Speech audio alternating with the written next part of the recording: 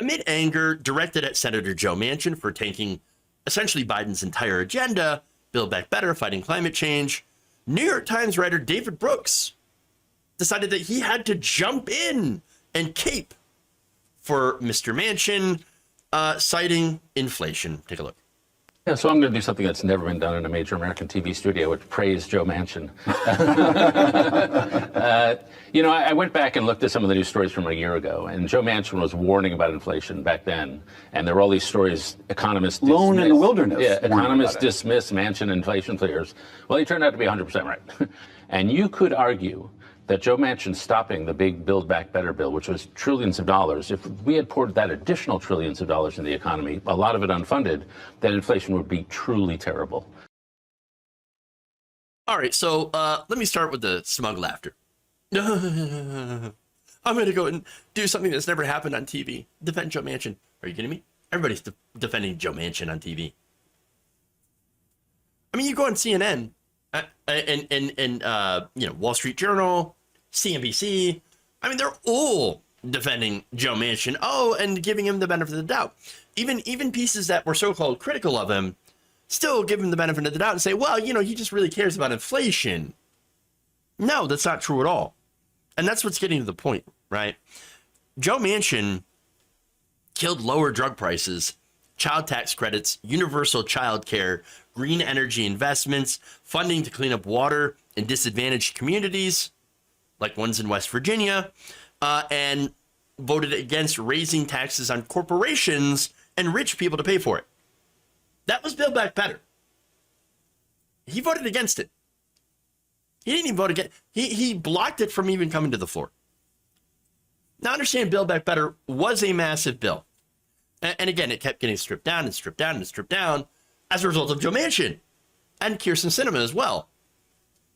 But all those things mentioned in that bill were very, very popular with the American people. And it would have helped to offset the increases of inflation, the effects of inflation.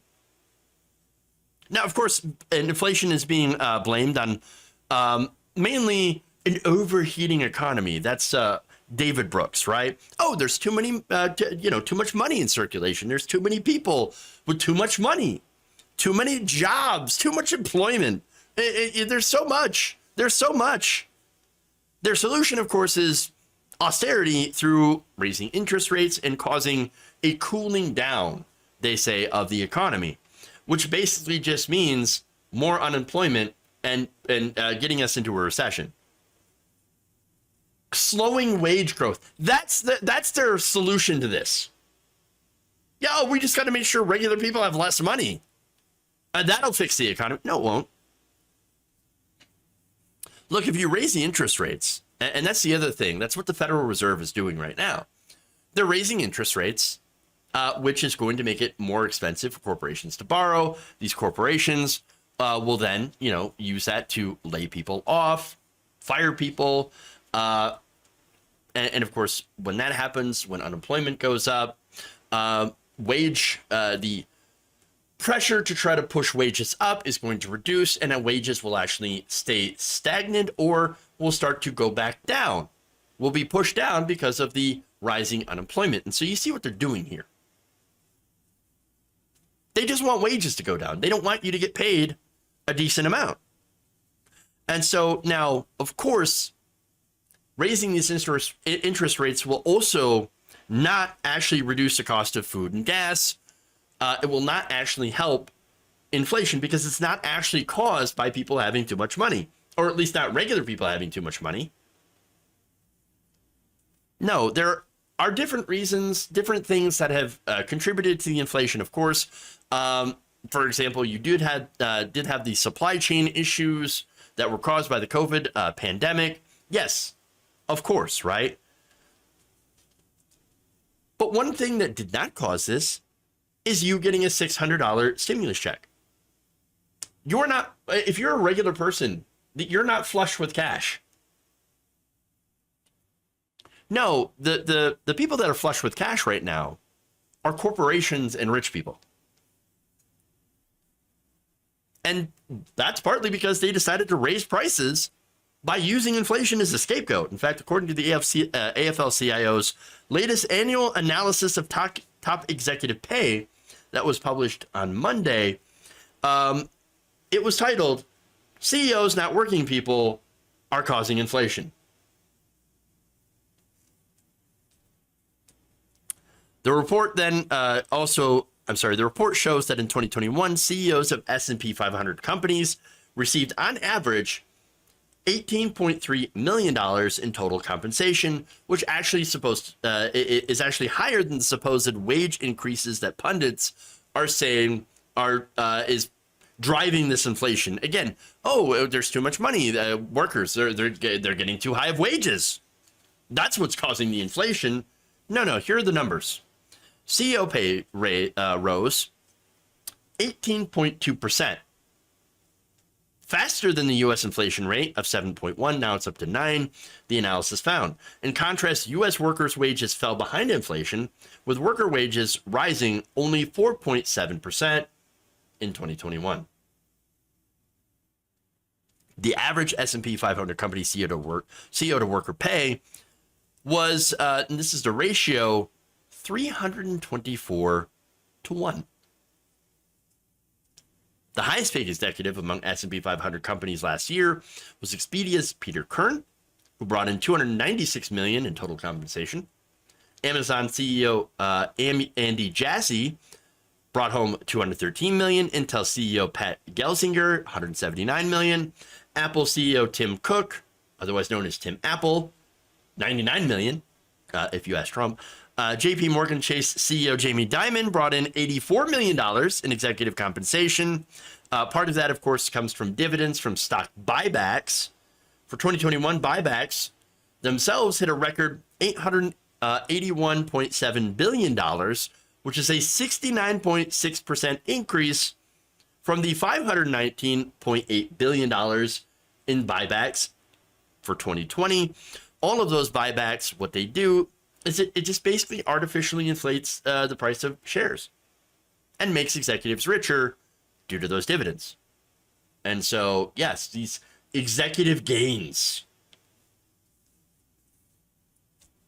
So how is it then that the one-time stimmy check can create all this inflation and yet not these sky-high executive compensation packages and stock buybacks?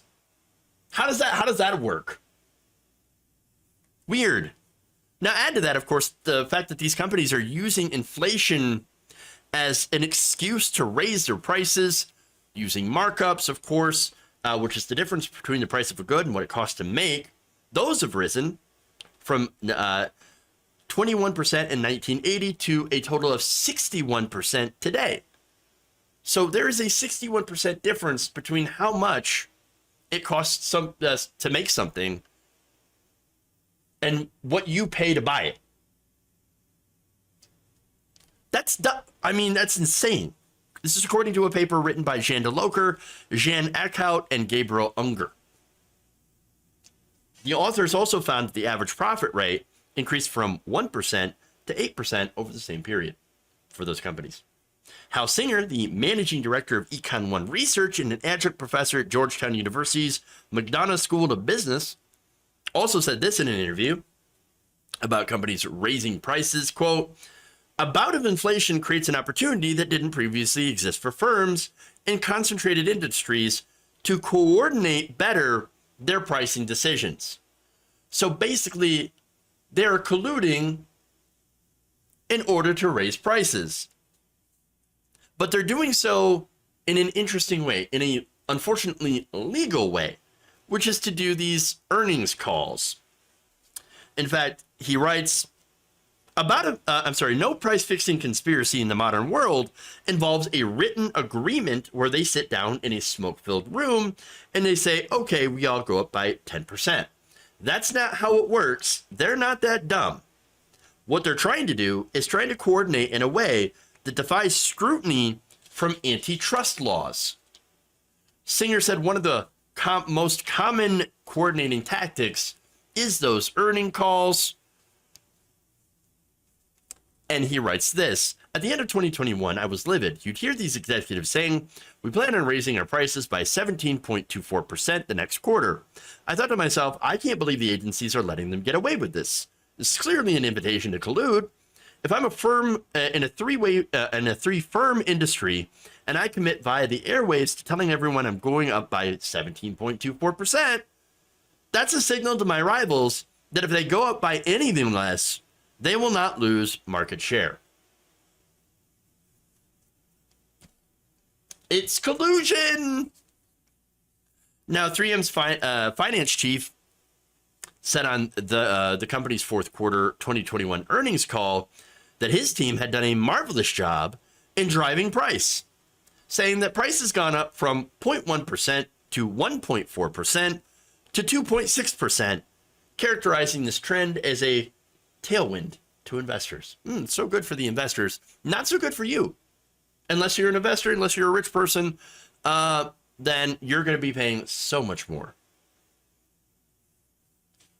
So understand that they have raised prices more than what they need to offset the real supply chain disruptions and things that actually did cause an inflation in prices that made it more expensive for them to do business. They've taken that and they passed that on to us, and then they've tacked on a little bit of extra for themselves so they can make additional profits. And yet, they're out there blaming that the stimulus checks. They're blaming the benefits that you got 2 years ago. The $600 stimmy check. Hey, look, we think that you're flush with cash because you got a stimmy check 2 years ago. You got a couple of checks.